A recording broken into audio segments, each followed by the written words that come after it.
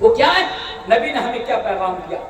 او مسلمانوں سنو، اور خاص کر کے نوجوانوں جو آج غیروں کے اسٹائل کو فالو کر کے زندگی گزارتے ہو، سنو کہ نبی کریم جناب محمد رسول اللہ صلی اللہ علیہ وسلم نے کیا بیان فرمایا ہے۔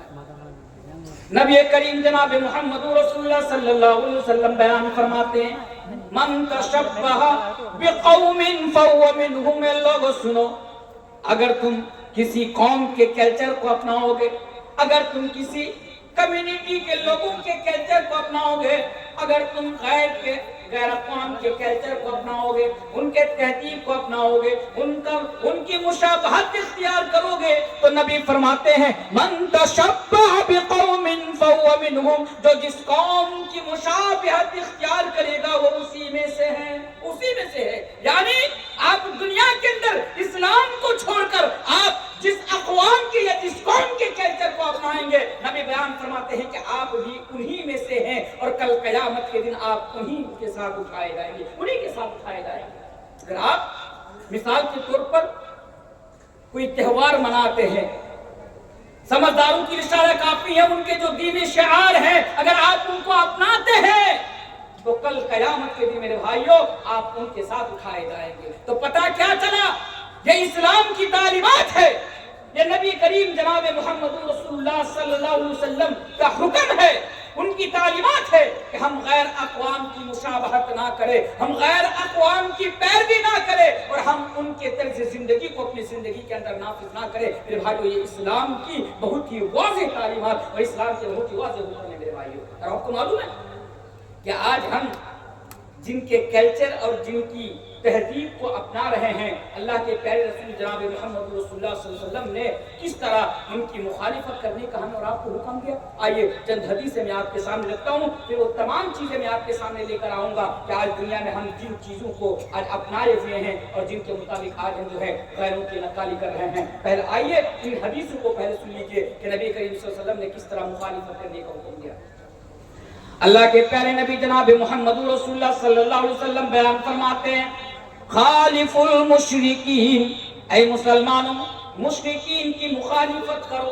اے لوگوں، نبی کریم جناب محمد رسول اللہ صلی اللہ علیہ وسلم بیان فرماتے ہیں، بہت ہی واضح الفاظ میں بیان فرماتے ہیں، خالف المشرکین، اے لوگوں مشرکین کی مخالفت کرو۔ وہ اپنی مونچھوں کو بڑا رکھتے ہیں یا اپنی مونچھوں کو بڑھاتے ہیں، داڑھی کو کاٹ دیتے ہیں۔ اے مسلمانوں تم کیا کرو؟ اپنی مونچھوں کو پست رکھو اور داڑھی کو چھوڑ دو، داڑھی کو بڑھاؤ، داڑھی کو معاف کر دو۔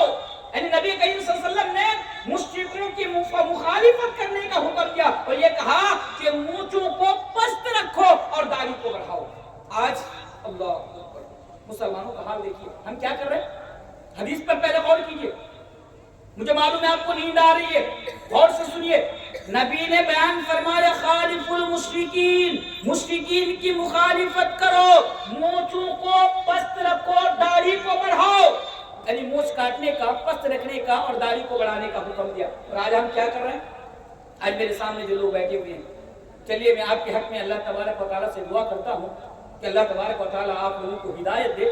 اگر میری بات آپ کے دل پہ لگے تو میں آپ سے معافی چاہتا ہوں میرے بھائیوں۔ میں آپ کے لیے بتا کے جا رہا ہوں، آج جو یہاں پہ کتنے لوگ بیٹھے، سارے کے سارے مسلمان ہیں، غیر مسلم تو نہیں ہے یہاں پہ، سارے کے سارے مسلمان ہیں یہاں پہ جتنے بھی لوگ ابھی بیٹھے ہوئے ہیں۔ کتنے لوگوں کے چہرے پر داڑھی ہے؟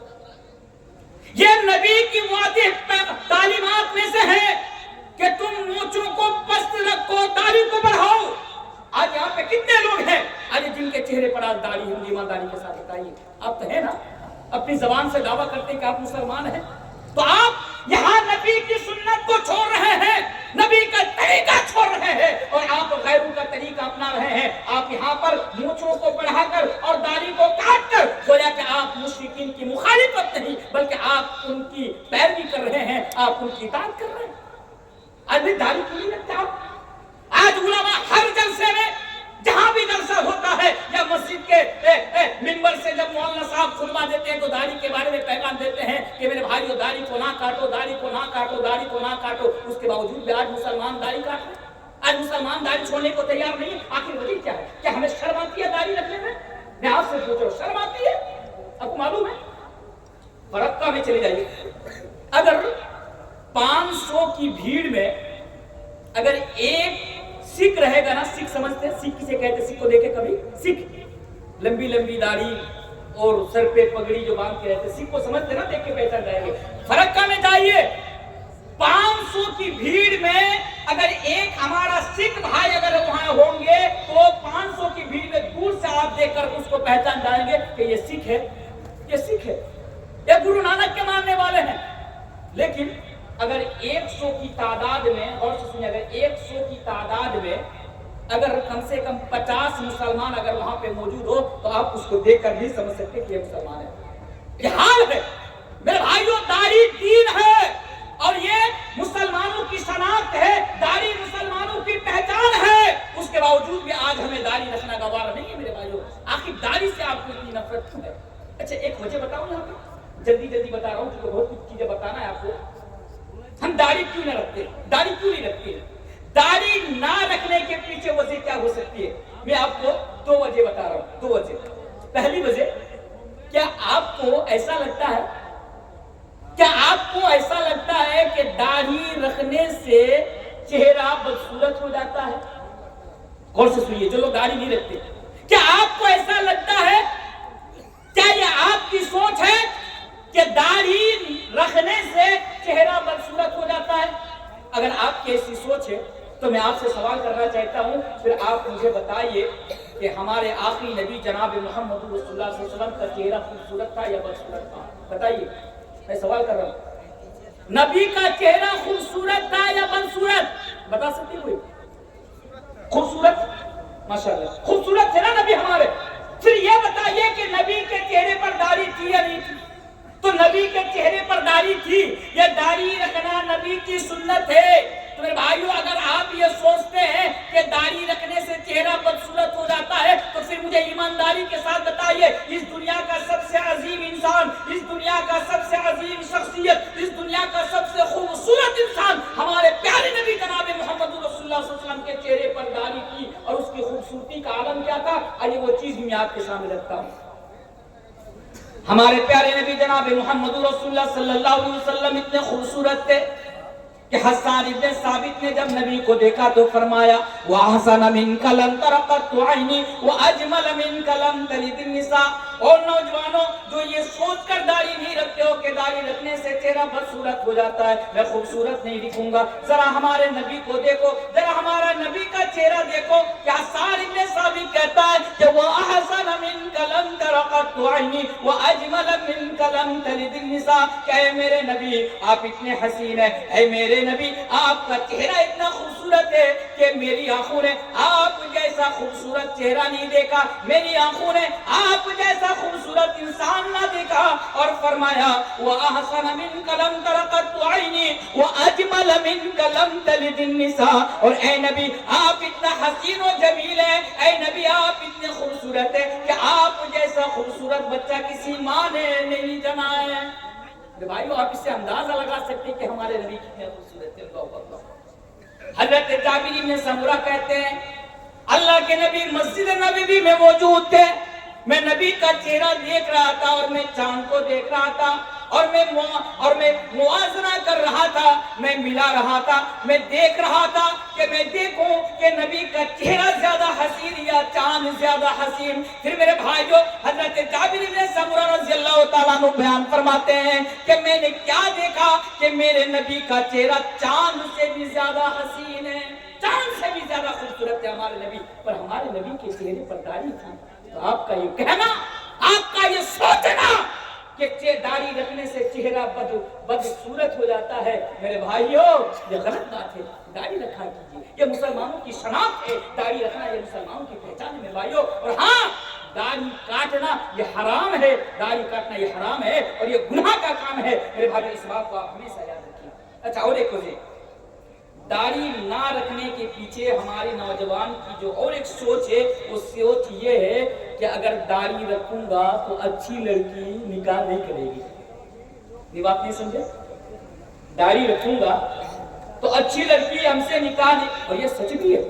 हमारे समाज में, हमारे मुआशरे में आज कितनी ऐसी लड़कियां मौजूद हैं جو کھلے عام یہ کہتے ہوئے نظر آتی ہے کہ داڑھی والا لڑکا سے نکاح نہیں کروں گی، داڑھی والا لڑکا سے شادی نہیں کروں گی، یعنی وہ کہتی ہے کہ جن کے چہرے پر داڑھی ہوں گی اس سے نکاح نہیں کروں گی۔ کیا حال ہے؟ آپ کو معلوم ہے، فون آتا ہے، مولانا صاحب ایک مسئلہ پوچھنا چاہتا ہوں۔ بھئی کیا مسئلہ ہے؟ کسی بڑے عالم سے پوچھ لیجئے، میں تو چھوٹا موٹا ہوں۔ بولے نہیں مولانا صاحب آپ ہی سے پوچھنا چاہتا ہوں، آپ اس کا جواب دے دیجئے۔ کیا مسئلہ ہے؟ بول رہا ہے کہ میں داڑھی تو رکھنا چاہتا ہوں لیکن میری بیوی مجھے کہتی ہے کہ تم داڑھی کاٹ لو تو میں کیا کروں۔ دیکھیے ایک شوہر ہے جو داڑھی رکھنا چاہتا ہے لیکن بیوی کہتی ہے کہ جاؤ پہلے جنگل جیسا منہ لگتا ہے، جنگلی لگتے ہو، جاؤ پہلے داڑھی کاٹ کر آؤ۔ یہ بھی آج ہمارا معاملہ، یہ بھی آج ہمارا۔ تو یہ بھی ایک وجہ ہے کہ خوبصورت لڑکی داڑھی رکھنے سے خوبصورت لڑکی شادی نہیں کرے گی۔ میرے بھائی کیا کرنا ہے ایسی لڑکی کا؟ ایسی لڑکی سے نکاح کر کے تم کیا کرو گے دنیا میں؟ اگر دنیا کے اندر تم ایسی لڑکی سے نکاح کرو گے جو نبی کی سنت سے نفرت کرتی ہے، جو داڑھی سے نفرت کرتی ہے، تو میرے بھائیو ایسی عورت کے لیے تمہاری دنیا بھی برباد ہو جائے گی اور تمہاری آخرت بھی برباد ہو جائے گی۔ اس لیے میرے بھائیو جب نکاح کرنا، اس لڑکی سے نکاح کرنا جو دیندار ہو، اور ہمارے پیارے نبی جناب محمد رسول اللہ صلی اللہ علیہ وسلم کا بھی یہی پیغام ہے کہ فَاظْفَرْ بِذَاتِ الدِّينِ تَرِبَتْ يَدَاكَ، تم دیندار لڑکی سے تم نکاح کرو، دیندار لڑکی سے نکاح کرو۔ تو ایک یہ بھی وجہ ہے۔ اچھا اور ایک چیز میں آپ کے سامنے یہاں پر واضح کر دیتا ہوں کیونکہ میرا موضوع ہے کفار و مشرکین کی مشابہت اختیار کرنا۔ آج بہت سارا نوجوان چہرے پر داڑھی تو رکھتے ہیں، اسے بھی غور سے سنیے۔ بہت سارا نوجوان ہمارے سماج میں رہنے والے بہت سارے نوجوان آپ کو ایسے مل جائیں گے کہ وہ چہرے پر داڑھی تو رکھتے ہیں لیکن اللہ اکبر وہ نبی کے طریقے پر داڑھی نہیں رکھتے بلکہ دوسروں کو کاپی کر کے داڑھی رکھتے ہیں۔ اس کا جو رول ماڈل ہے، مثال کے طور پر سلمان خان جس اسٹائل میں داڑھی رکھے گا ہمارا نوجوان اسی اسٹائل میں داڑھی رکھے گا۔ غیروں کی پیروی کرتے ہوئے، غیروں کی نکاری کرتے ہوئے، غیروں کی مشابہت اختیار کرتے ہوئے وہ اپنے چہرے پر داڑھی رکھتے ہیں لیکن اس کی نیت یہ نہیں ہوتی کہ میں نبی کی سنت پر یا نبی کے طریقے پر میں داڑھی رکھ رہا ہوں۔ ایسے نوجوانوں کو میں ایک پیغام لے کر جانا چاہتا ہوں۔ میرے بھائیوں یہاں پہ جتنے بھی لوگ موجود ہو آپ تک یہ پیغام پہنچا رہا ہوں، آپ کا دوست تک آپ یہ پیغام پہنچا دینا۔ آپ کے ساتھ اٹھنے بیٹھنے والا نوجوان جو ان ہیروؤں کی طرح، ان کرکٹروں کی طرح، ان نیتاؤں کی طرح جن کو فالو کر کے آج وہ داڑھی رکھتے ہیں، ان تک یہ پیغام پہنچا دینا کہ مولانا تنویر عالم اندھوا کی سرزمین پر آئے تھے اور رات کے 2 بجے یہ پیغام لے کر گئے تھے۔ وہ پیغام یہ ہے کہ نوجوانوں آج تمہیں یہ فیصلہ کرنا ہوگا، یہ اندھوا کے مسلمانوں، یہ اندھوا کے نوجوانوں، تمہیں یہ فیصلہ کرنا ہوگا کہ تم سلمان خان، شاہ رخ خان کے طریقے پر داڑھی رکھنا چاہتے ہو یا پھر تم نبی کے طریقے پر داڑھی رکھنا چاہتے ہو۔ تمہیں یہ فیصلہ کرنا ہوگا کہ تم کل قیامت کے دن ان لوگوں کے ساتھ رہنا چاہتے ہو یا پھر ہمارے پیارے نبی جناب محمد رسول اللہ صلی اللہ علیہ وسلم کے ساتھ رہنا چاہتے ہو۔ اس لیے کہ تم دنیا میں جس سے محبت کرو گے، جس کے طریقے پر تم دنیا کے اندر داڑھی رکھو گے، انشاءاللہ کل قیامت کے دن تم انہی کے ساتھ رہو گے، کیونکہ یہ حدیث میں ہے۔ آئیے وہ حدیث بھی میں آپ کے سامنے رکھ دیتا ہوں کہ دنیا میں جو جس سے محبت کرے گا کل قیامت کے دن وہ اسی کے ساتھ ہوگا۔ اب فیصلہ تمہیں کرنا ہوگا کہ تم کن کے طریقے پر داڑھی رکھنا چاہتے ہو۔ حدیث اس طرح ہے، ایک صحابہ نبی کریم جناب محمد رسول اللہ صلی اللہ علیہ وسلم کے پاس آتے ہیں، آنے کے بعد سوال کرتے ہیں یا رسول اللہ، یہ اللہ کے رسول، متی الساعہ، آپ بتائیے کہ قیامت کب آئے گی۔ اور لوگوں سننا، غیروں کی محبت میں پاگل ہو کر، غیروں کی محبت میں دیوانہ ہو کر ان کی کاپی کرنے والوں، ان کی اسٹائل میں داڑھی رکھنے والوں، تم اس حدیث کو بھی ذرا غور سے سن لو۔ صحابہ نے سوال کیا، پوچھا یا رسول اللہ، یہ اللہ کے رسول آپ بتائیے متی الساعہ، قیامت کب آئے گی۔ لیکن نبی نے اس کا یہ جواب نہیں دیا کہ قیامت کب آئے گی، بلکہ نبی نے ان سے پوچھا، نبی نے ان سے سوال کیا کہ بتاؤ، تم مجھ سے یہ پوچھ رہے ہو کہ قیامت کب آئے گی، تم یہ بتاؤ کہ تم نے قیامت کے لیے کیا تیاری کر کے رکھے ہو۔ غور کرو، سوال کیا پوچھا گیا؟ سوال تو یہ کیا گیا کہ قیامت کب آئے گی، متی الساعہ، لیکن نبی نے یہ جواب دیا کہ بتاؤ کہ تم نے قیامت کے لیے کیا تیاری کر کے رکھے ہو؟ اس نے جواب دیا کہ اللہ کے نبی میرے پاس تو بہت زیادہ نمازیں نہیں ہیں، میرے پاس تو بہت زیادہ روزے نہیں ہیں، اے اللہ کے نبی میرے پاس تو بہت زیادہ نیکیاں نہیں ہیں، لیکن ہاں میں اللہ اور اللہ کے رسول سے محبت کرتا ہوں۔ پھر اللہ کی پیارے نبی نے بیان فرمایا کہ لوگوں سنو، دنیا میں جو جس سے محبت کرے گا کل قیامت کے دن وہ اسی کے ساتھ رہے گا۔